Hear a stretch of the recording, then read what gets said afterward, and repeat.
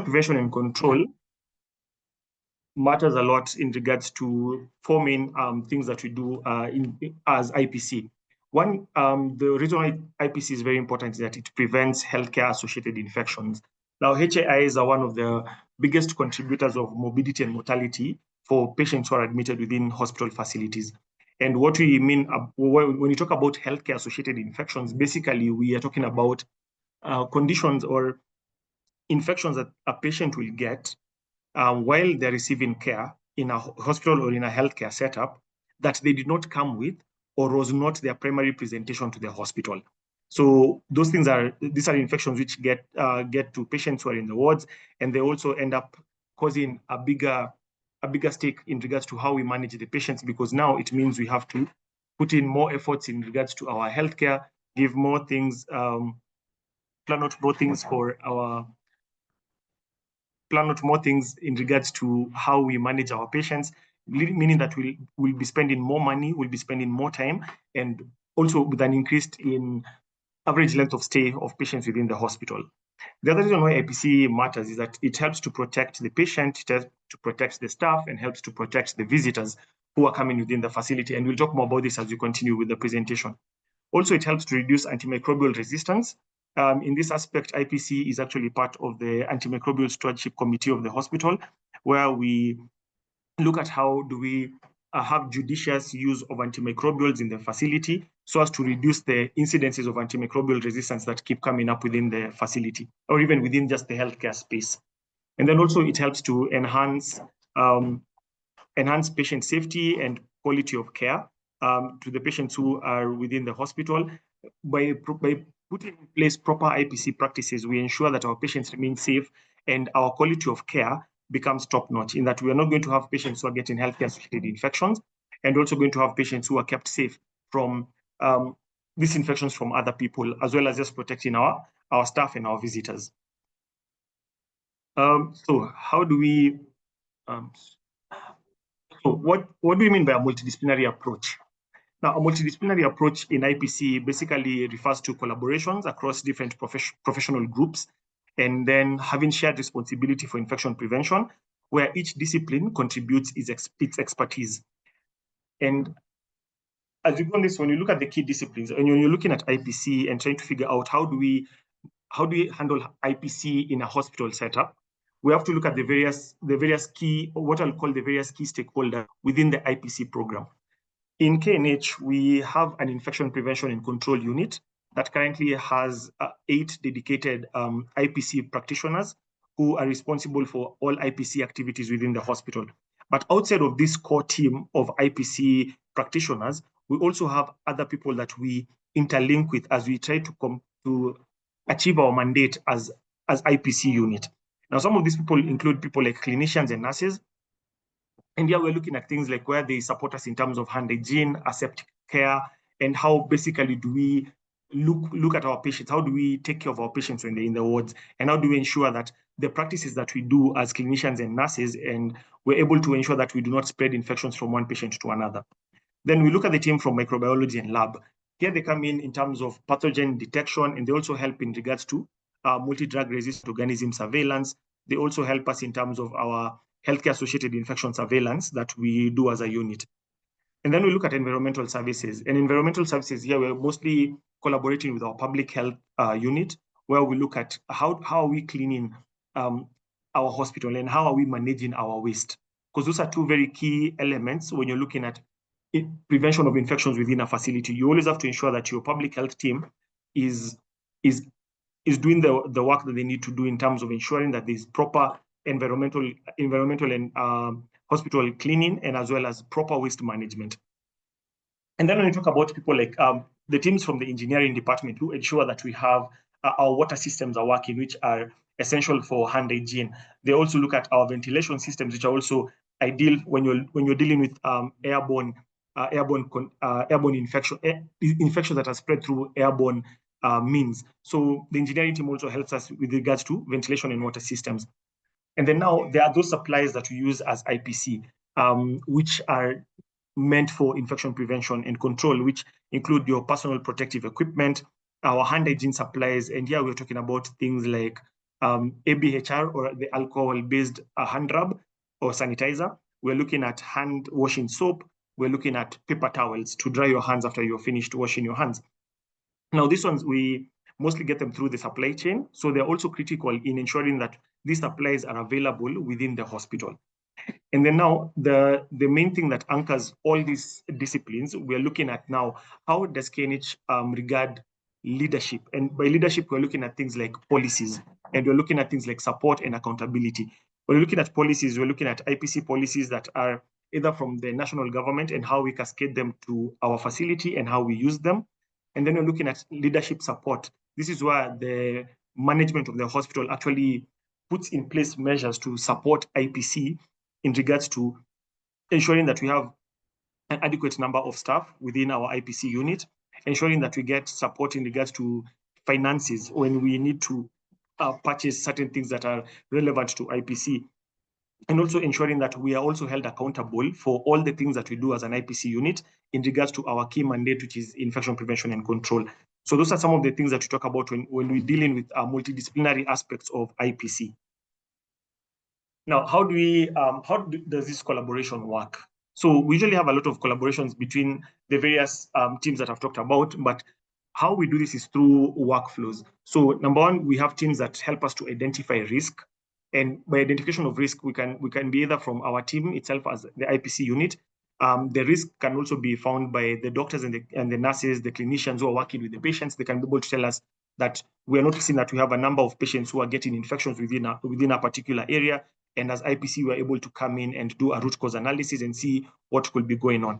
And then now, after doing a risk identification, we usually we usually assess and develop a plan that will help us to counter the risk that we have identified. And then once we have this plan, now we look at how do we implement these interventions. And then after that, we look at monitoring and feedback. And every discipline participates at each and every step because it's a multidisciplinary thing. When you're dealing especially with outbreaks or you're dealing with a disease that is becoming quite endemic in your facility and you need to take control of it.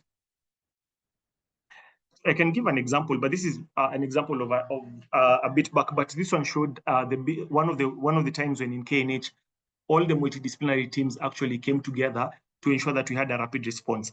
I'm sure many of you remember 2020 and COVID-19. It was one of the biggest.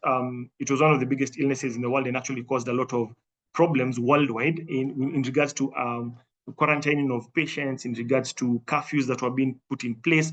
But then when you look at it from a point of view of the hospital, we look at it from the point of how were these teams able to work together? So in KNH, we had a multidisciplinary team that was working in the COVID-19 response. You had your clinicians who are tasked with triage and isolation and treatment of patients. And by clinicians, I'm putting it as a blanket umbrella that covers doctors, nurses, clinicians, and anyone who was directly working with the patients. And then we had our engineering team who were able to ensure that we had adequate ventilation. They ensured that we had adequate water sources where people will be able to wash their hands.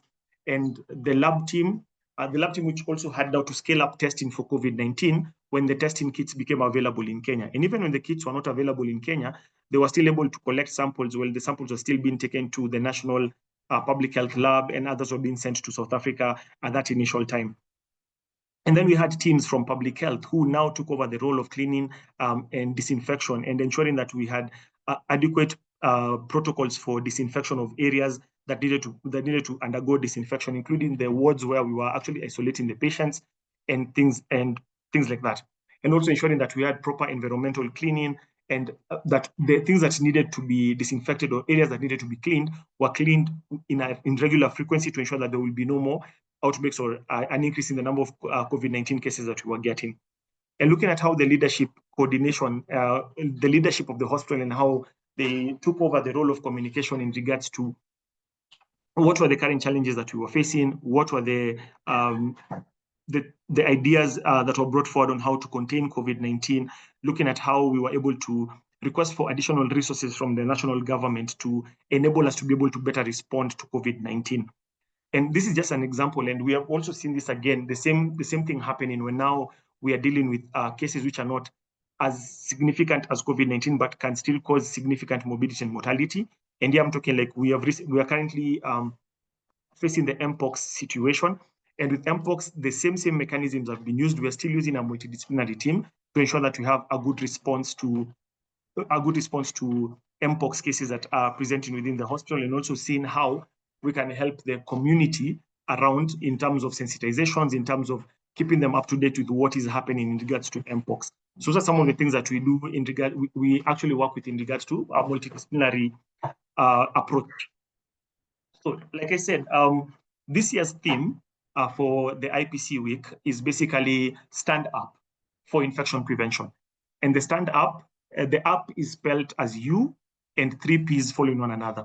And this one will be talked more in detail by the second presenter, who is Katama. Jemima Katama, who's one of our IPC specialists. But I'll just give a small overview in regards to what the UPPP stands for. So the U stands for Unite, where all disciplines are collaborating together to ensure that proper infection prevention and control is done within facilities and even in the community. Then we have Protect, where our plan is to ensure that we protect the patients, we protect the staff, and we protect the community from getting infections. And then Prevent, where we're looking at infections before they are spread. How do we prevent these infections before they are spread? We're looking at things like, how do you go about sensitizing healthcare workers and sensitizing the community? How are we looking at things like doing audits on hand hygiene and things like that? And then Prevail. How are we building resilience against future threats? And how we build this resilience is basically through ensuring that we are adequately prepared for any threats that may come in regards to infection prevention, from looking at continuous surveillance of infections that we consider to be of global concern, looking at how do we continue training our personnel in responding to various outbreaks or illnesses that come about. So that's what the stand-up is, and Jemima Katama will go into more detail in this presentation. But now, in regards to having this multidisciplinary approach, what are the challenges and enablers that we have experienced as IPC? So some of the challenges have included siloed departments, where certain departments or certain areas will like to just do things by themselves. And then a second one will be a resource limitation. I think as a country at large, we are currently facing a major resource limitation. And this has trickled down all the way to our facility, and it has trickled down all the way to our unit. So we are getting a bit of resource limitations and not being able to do the things that we need to keep doing to ensure that we maintain proper IPC standards within the hospital. Communication gaps are also there, where chain of communication is not adequately followed. And what we have looked at, even with these challenges, we have already known that we have very good enablers within the hospital. So we have a very strong leadership from the top management, who are very proactive in ensuring that we have adequate infection prevention control mechanisms within the hospital. We have clear roles and accountability, especially for the IPC unit, where the team mostly works in regards to IPC measures. We do audits on several things within the hospital, including healthcare-associated infections. We do audits on hand hygiene, and we also do surveillance on multi-drug resistant organisms. And these are also some of the things that are giving us a strong standing and enabling us to be able to prepare well for these outbreaks or infections before they actually happen. The other one is continuous training. We have, as IPC, we have an IPC curriculum that we use to train our KNH staff. We also conduct continuous sensitizations, and we also do other trainings which are dependent on emerging risks. So once we identify a particular risk, then we are able to do sensitization for the teams that we believe will be affected, and for the teams that we believe will be the first to respond in the event of something happening. So those are some of the things that we have been able to get as our enablers. And as we move forward, the practical steps for implementation of all these things is that we are looking to have a multidisciplinary IPC committee, which has defined roles and responsibilities. We are looking at also to conduct joint trainings and to share feedback regularly and celebrate team successes. And one of the things I can say as IPC that we are currently working on, and we were able to do one in the last financial year, was to actually do mentorship for county facilities. We were able to do a mentorship for Coast General Teaching and Research Hospital in Mombasa. And we're looking at how we are going to scale this up to other counties and other facilities which are within our area of influence as KNH and as KNH IPC unit. So that has been just a brief overview of what we talk about when looking at multidisciplinary issues in regards to IPC. And as we continue to celebrate this week of the IPPW 2025 week, and our call to action as we continue is to ask us just to unite, protect, prevent, and prevail together, so that we are able to put our IPC standards not just only in KNH, but also in the country at a top-notch level. And with that, I'd like to come to the end of my discussion, and I'd like to invite our IPC specialist, Jemima Katama, who has a wealth of experience in infection prevention and control, has been part of the KNH IPC unit for a very long time, and she plays an important role, not only just in KNH, but also in the national space in regards to IPC. So I'd like to welcome Katama to give us a presentation.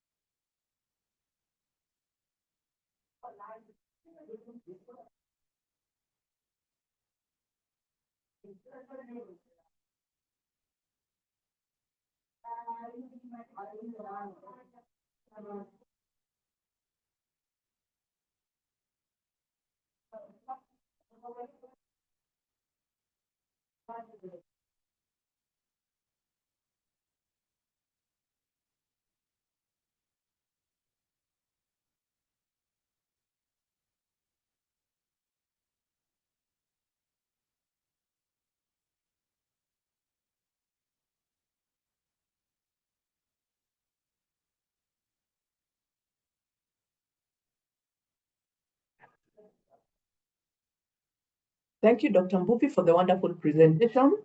I know we have learned a lot. We have seen the importance of IPC. I hope you have all gotten to what he has said, because it's very important. It has shown that we cannot do without IPC wherever we may be. He has also touched on the community, which I talked about from the very beginning when we were starting, when I was saying the importance of IPC. And now we are going to continue with the second presentation. And our second presentation, as you have been told, is our very able Jemima Katama. Karibu sana, Jemima. Thank you, moderator. Thank you, Dr. Mbuvi, for that informative presentation.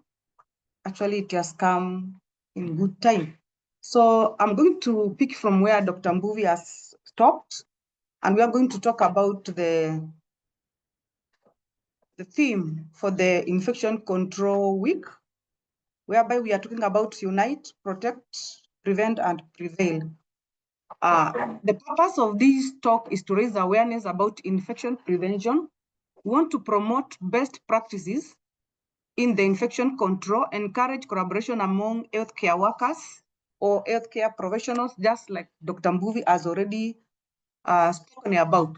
Now, we want to talk about the theme for this year, which is very important and actually a cornerstone of infection control, because we are talking about focusing on collective responsibility and action, aligning directly with the WHO core components and multimodal strategies.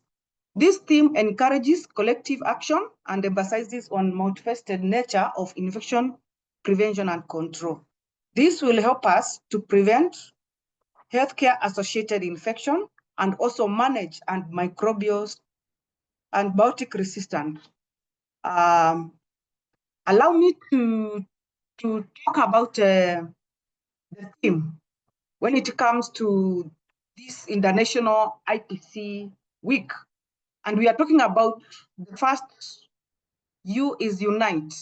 Daktari has talked about multidisciplinary approach, which I'm also going to continue talking about. We are saying we are emphasizing on having IPC programs established from the national level to the hospital level or facility level. whereby they are charged with the responsibilities of guiding the other healthcare workers on how to practice infection control, having guidelines and SOPs. We should also have dedicated trained personnel in this IPC team.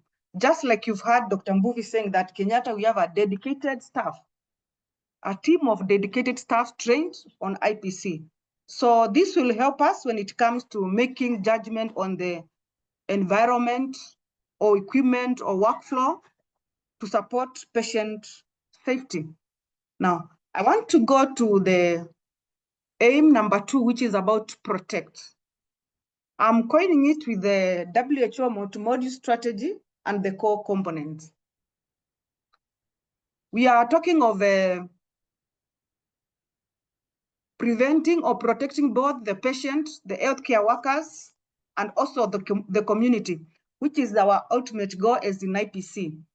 We do this through our standard, the WHO standard precaution or the IPC standard precautions, which are the hand hygiene, personal protective equipment, prevention of needle stick injuries, and build environment.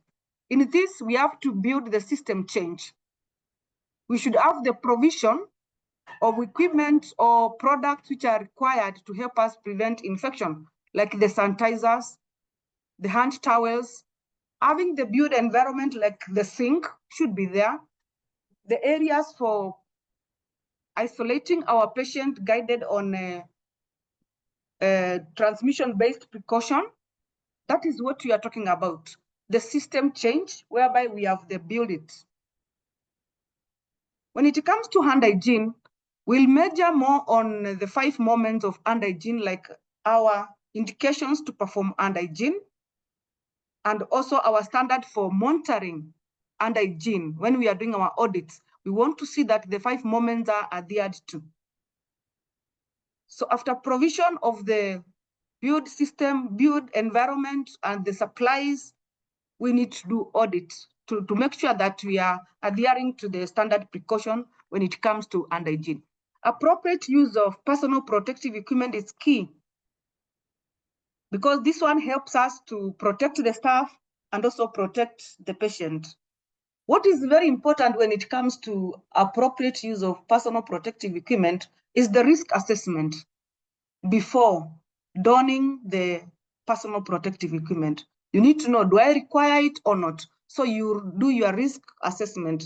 Am I going to get into contact with water? Then you need water resistant.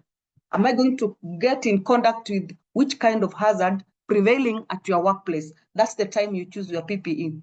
And remember, after the PPE, you have to wash your hands after removal and then dispose it off accordingly if it's a disposable one. Very important, in the healthcare system, we use needles when we are taking care of our patients.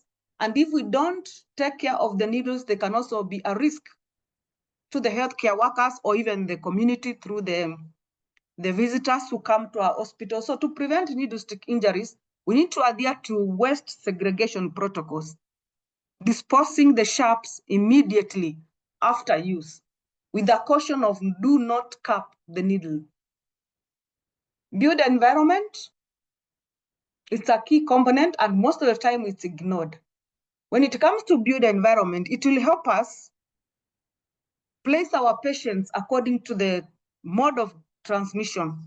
It will also help us to reduce infections. For example, if I talk of build environment, like whereby you have an airborne disease, you need an isolation room fitted with the appropriate ventilation, the negative pressures.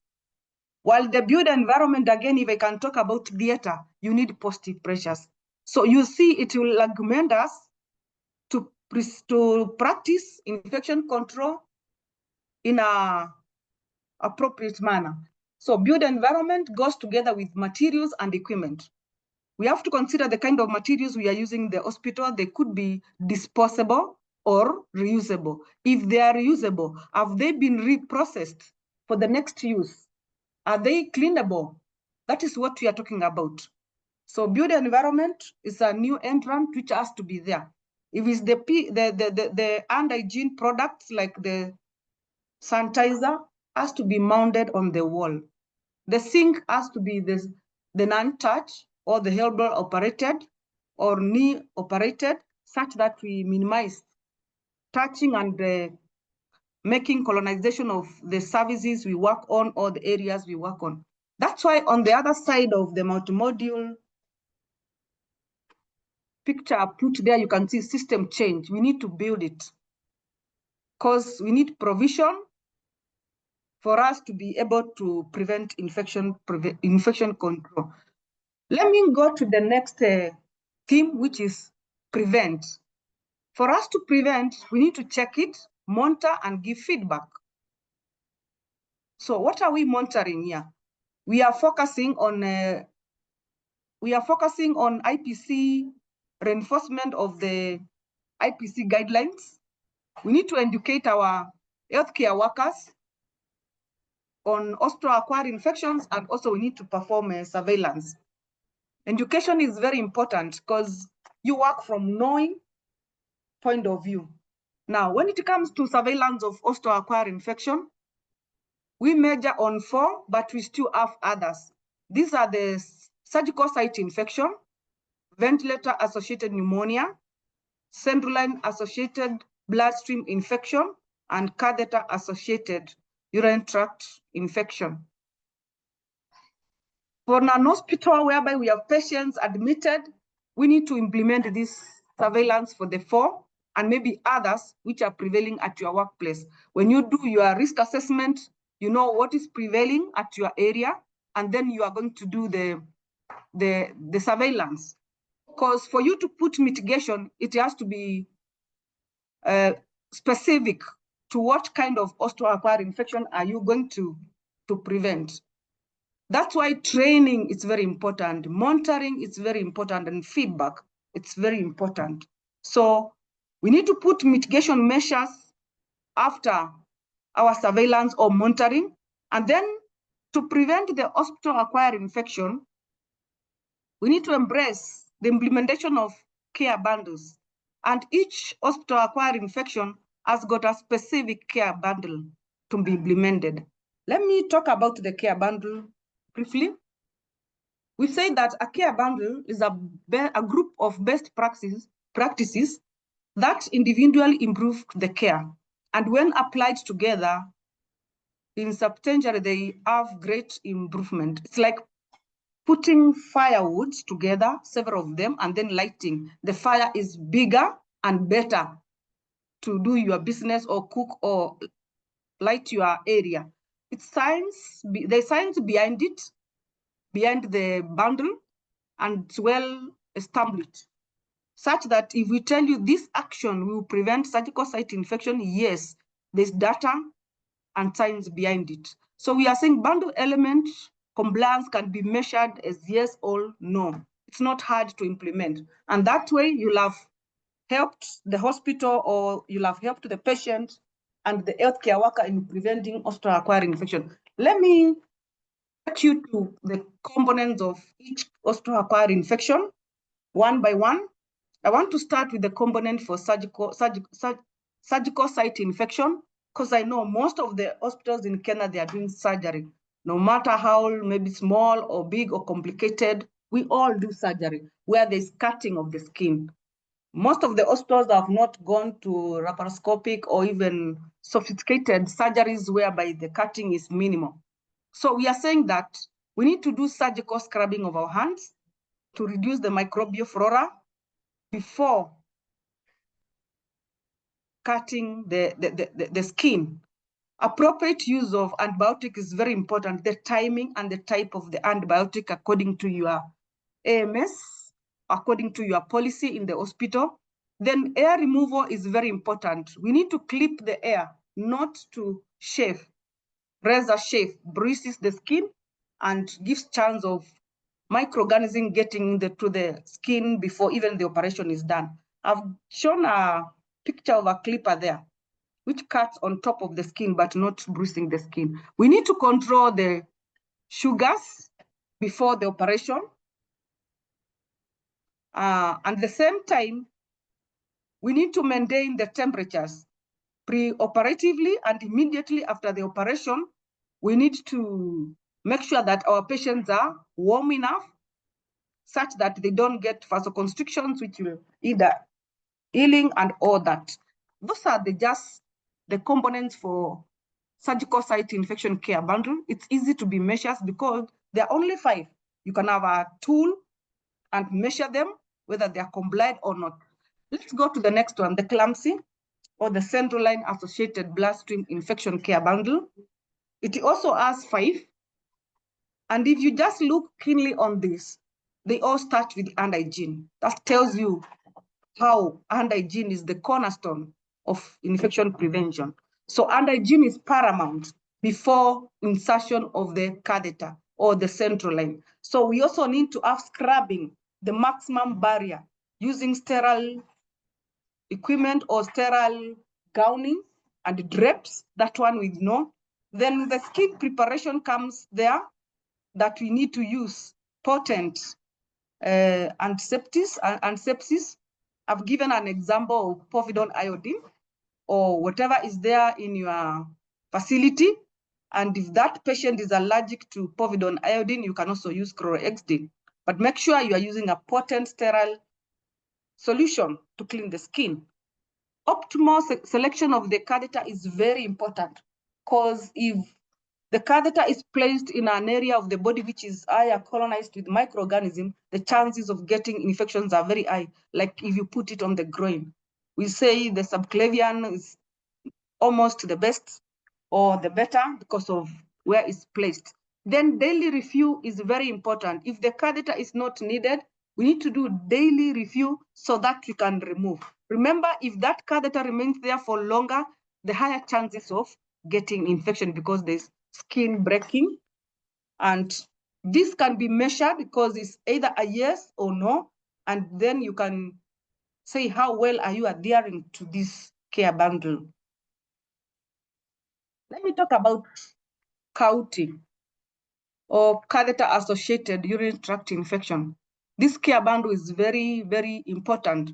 Almost all the hospitals, whether acute hospitals or even the referral hospitals, patients have catheters. Even where they don't do surgeries, you'll find a catheter in. You'll also find patients with catheters going with them at home. And it's our responsibility to talk to them during discharge on how to take care of the catheter and follow their dates for coming for review as necessary. Again, we said we start with hand hygiene. Even with the health care bundle, hand hygiene is paramount.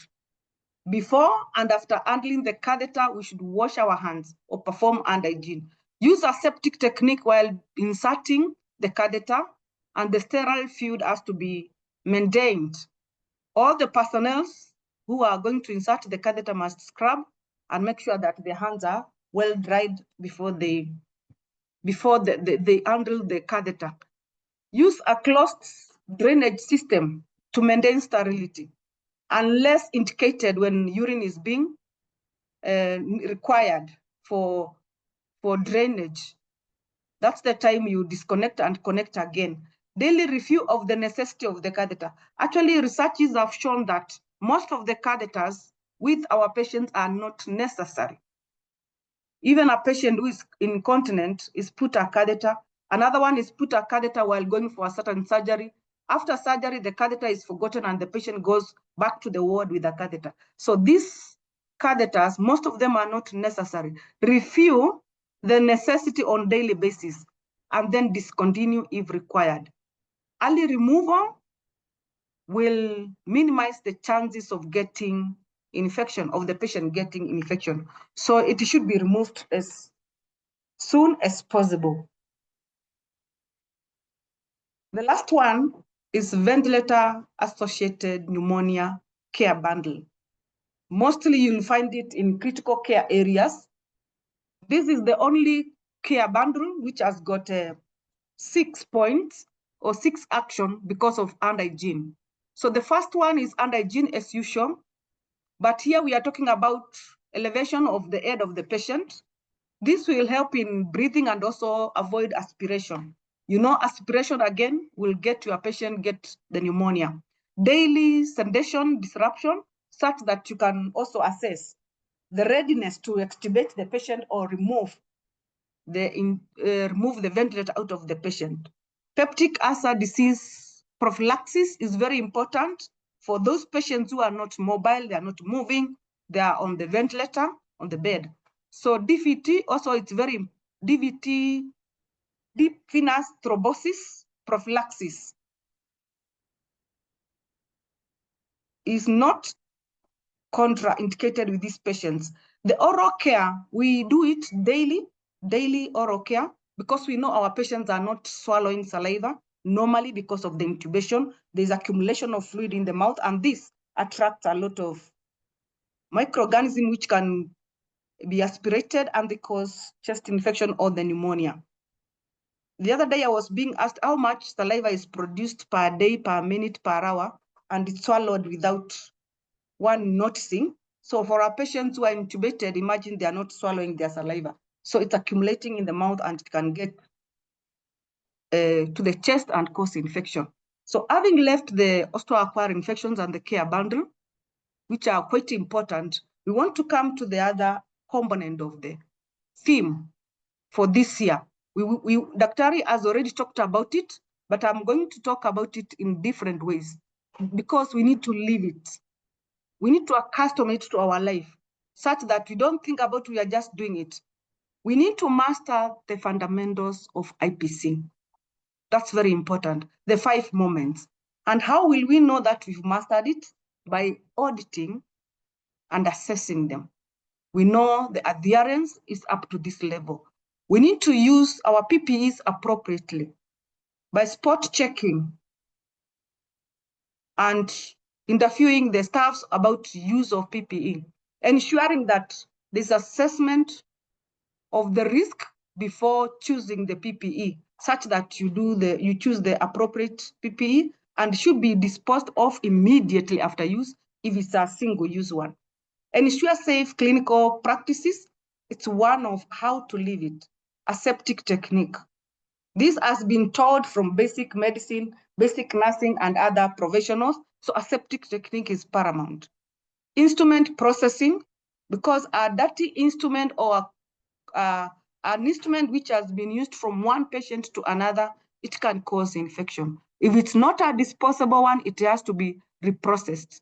So the reprocessing procedure has to be followed and monitored, whether from the central sterilization unit or from other units.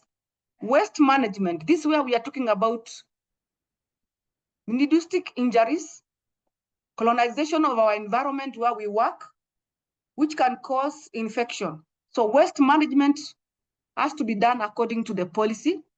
And the cornerstone of waste management is segregation. We need to segregate waste at the point of production. We put it at the designated receptacles at the point of production. At the same time, we need to assess how well is it being done. And the placement of the waste bins receptacles, depending on the type of patients you have. Like where you have a newborn unit, we don't expect a bin to be inside. It has to be outside the room because of colonization. So after the procedure, you'll walk with your bin out and dispose where it's supposed to be done.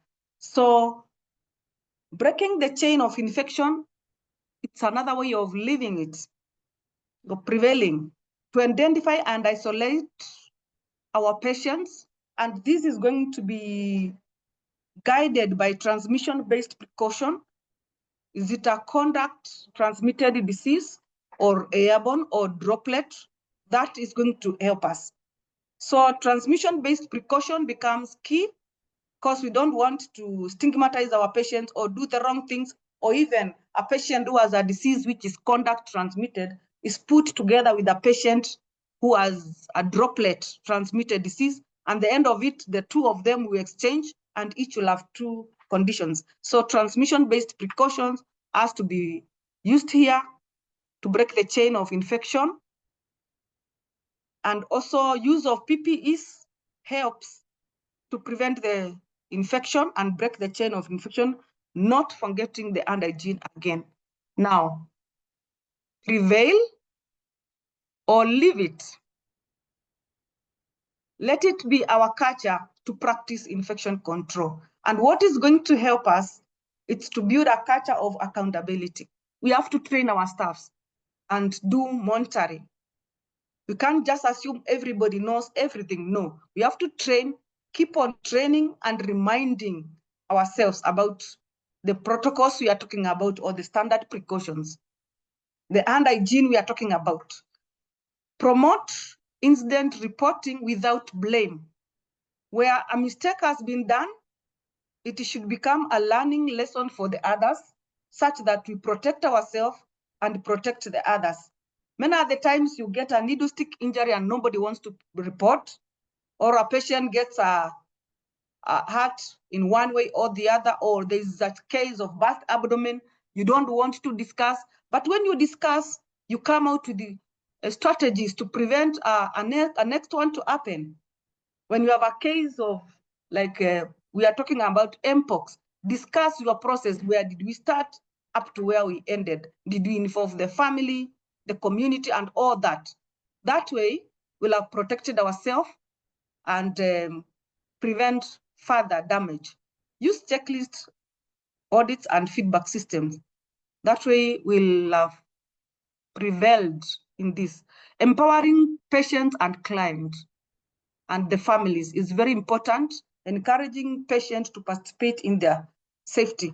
Like we've just talked about catheter care. If we don't involve the patient may mess and then we get CAUTI or catheter associated. Like just telling the patient the urine bag should always be below the bladder. That is very important. Emptying the urine frequently, washing the hands before touching the catheter side or the operation side, and so on and so on. So we have to get ways of empowering our clients, our patients, and the community. Then integrate infection control during discharge of our patients. They have to be given either a leaflet or sit down with them and talk about infection control, such that by the time they go home, even if the condition they were having, it has already resolved, they can also pass the information to the others. Remember, we live as communities and families. Lead with data-driven decisions. This is very important. That's why we are talking about surveillance of osteoacquired infections. We need to know what is happening in our environment. We cannot walk in the darkness. If it's a certain microorganism which is prevailing in the unit, we need to do surveillance, know how it's spread and how it's contained. Is it a multi-drug resistant organism or is not? Then that we will have gone the right way, tracking, having the rates and talking about it. Implement surveillance program, act on threats to prevent outbreaks. So if it's one organism from one ward, you have to act swiftly such that does not spread to other. Knowing the mode of transmission, then you place the patient accordingly and treatment is done accordingly. So in leaving it, we are saying that we have to act as multidisciplinary again. Sell it. That is reminders and communication. Once we do audits, they are not for the managers. They are not for complying with our employers when it comes to performance. We need to give feedback to those people who are supposed to implement the results. And these are the healthcare workers. The regulatory, the managers need to know the feedback because they are the ones to put some strategies as the healthcare workers put the others. We need to promote innovative and evidence-based IPC practice. Innovative, like even observing hand hygiene using UV lights, the ones we call cook box, and so on. Touchless technologies, evidence-based practices. Using reminders, posters, and other means of communication, method of reinforcing messages and keeping infection control and prevention on top of mind. These are the time you even have your hand hygiene champions, the ward or the person who is really performing hand hygiene well. You give them presents by giving them a certificate or any means of trophy. The ward which is performing well, in preventing their infections. Like you can have a surgical ward, within a whole quarter, they did not get an SSI. They need to be applauded.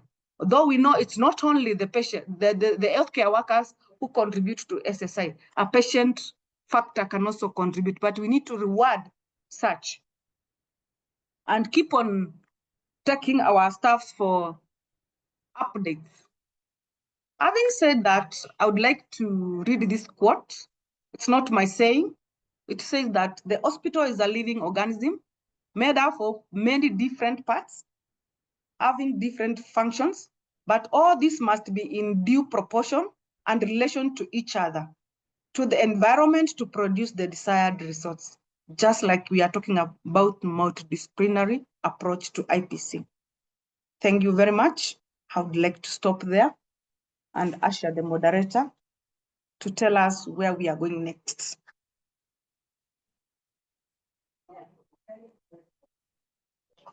Thank you very much, Jemima, for that very nice and educative session that you have given unto us. I think from the two presentations, we have learned a lot. We have been told why IPC matters, because we have been told it prevents hospital-acquired infections, protects the patient, visitors, and the staff, and also it reduces antibiotic resistance. This is because for so many of us, even for us, people who work in the healthcare facilities, whenever we get sick or we feel that there's something not right with our bodies, we run to the chemists where we go and tell them what we are feeling, and we are given antibiotics even for viral infections that do not require us to use antibiotics. And then we have been told that, as I said from the very beginning, where IPC is about everybody. It affects everybody regardless of where you are, whether you are a healthcare professional or whether you are from the community or you are non-clinical personnel. So it involves everyone. So it is everyone's business, and it is very important for us all to be able to practice infection prevention and control. And then we have been told about standing up where there was U and the triple P, where the U was unite, which means that it involves all personnel. Then there's the protection, which is also for everybody, not only our patients, because we as the personnel from the hospital, we can also get infections from our patients or vice versa. And even for the community, when they come to visit, they can also pick anything from the hospital and take it back to the community. And us who are from the hospitals can be able also to take infections back into the community. We have also been told about the prevention, how we can do it, and then prevailing so that the infections do not spread, and how we can be able to sustain whatever we have been taught so that it does not take up. And so it is a collective responsibility for all. And Jemima has told us that it is a collective responsibility, and action is also supposed to be taken on by everybody. She has talked about hand hygiene. I know people wonder why the IPC personnel always talking about hand hygiene, because it is the single most important method of preventing infections. So as you have also noticed from her presentation, from every care bundle, we had hand hygiene in all of them. So we can see that there are some few questions that had been asked. Some have already been answered online. And so we can have one of the presenters answering the questions. I want to answer a question whereby somebody has asked us, how do we reach the community when it comes to infection prevention capacity building? This is very important because you cannot separate the patient from the family members. And by the end of it, they become the community. As an hospital, we have outreaches where we go to the chief and we are allowed to talk to community members. Apart from that, the community comes to our hospital. During the waiting time in our clinics, we take time, go and talk to them about hand hygiene, and also we do specific kind of disease. Like if we are in diabetic clinic, we'll tell them about how diabetes is connected to infections and so on. If we are in TB clinic, we'll also talk on that. Then during our thematic days, like IPC week, like a week like this one, during lunchtime, as the patient wait to be allowed to get in the hospital, we talk to them. One person was asking me another day, how do you afford this? These CMEs are too many and too much. And it's not too many and too much. I'll tell you one example. Like we've empowered our security officers. During lunchtime, when the visiting time is over, they tell the relatives, wash your hands and get out, your time is over. Then they'll wonder, why are we being told to wash our hands? You'll find them queuing on our hand-washed facilities because somebody has reminded them on washing hands. Just tell them, wash your hands before you leave the hospital. That is just a second, and you've done a lot of community sensitization. So you can do it at the ward level. You can do it during the waiting times. You can give pamphlets. You can do outreaches out there in collaboration. Like now, what are we doing about? We are talking about MPOX through the chiefs and other means. Also, even through the media, you can still do it. Thank you very much.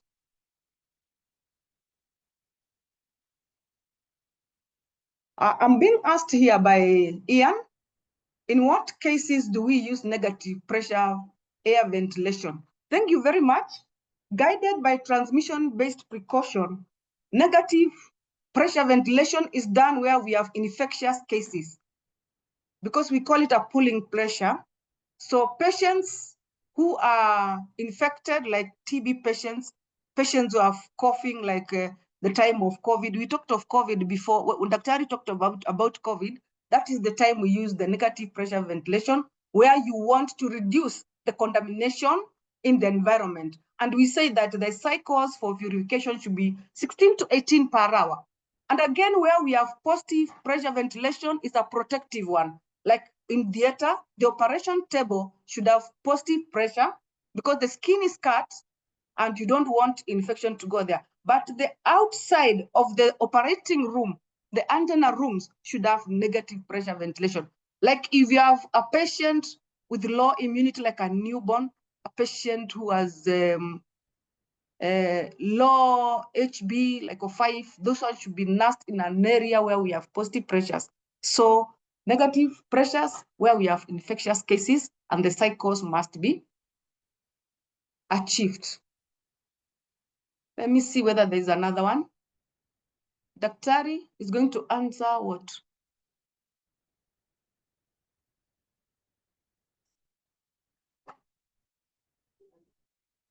They're asking for the slides, yes.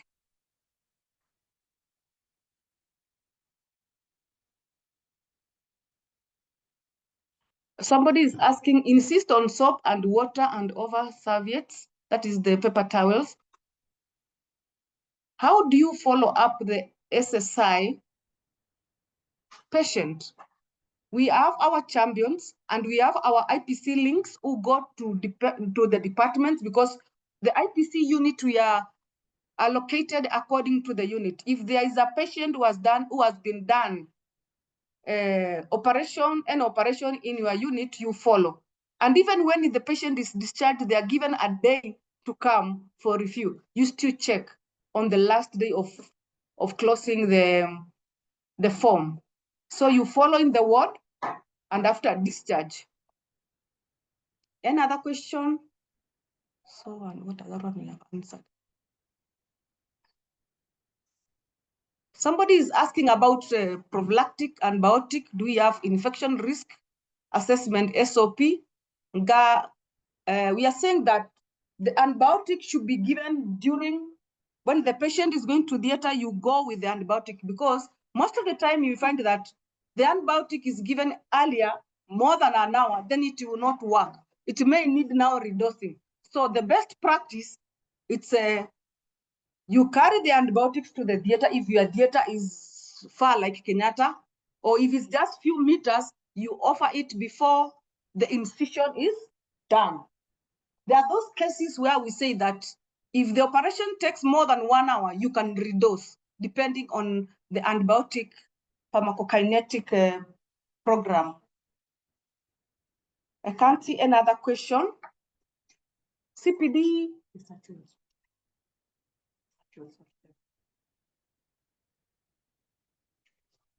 Oh, there's somebody asking about CPD points, and we are saying that the research unit will sort you if they have your email. I know you've written your email down there. So that one will be sorted by our research unit, whereby we are taking this from. Another question?